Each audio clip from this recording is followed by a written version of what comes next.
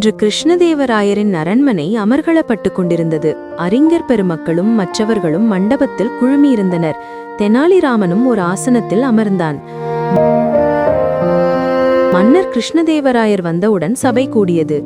வேற்றூரில் இருந்து வந்த தத்துவஞானியை விழாவை தொடங்கி வைத்து விவாத மன்றத்தை ஆரம்பிக்கச் சொன்னார்.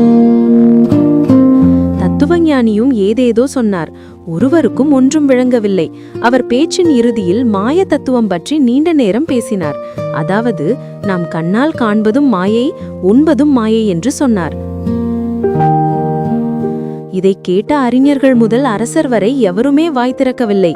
ராஜகுரு மௌனமாகிவிட்டார். சுற்றும் முற்றும் பார்த்த தெனாலிராமன் எழுந்து நின்றான். தத்துவஞானியை பார்த்து, ஐயா தத்துவஞானியாரே, ஏன் பிதற்றுகிறீர்? நாம் உண்பதற்கும் உண்பதாக நினைப்பதற்கும் வித்தியாசமே இல்லையா என கேட்டான். அதற்கு தத்துவஞானி வித்தியாசமில்லை என்றான். அதை சோதிக்க தெனாலிராமன் அரசரிடம் ஒரு விருந்துக்கு ஏற்பாடு செய்ய சொன்னார்.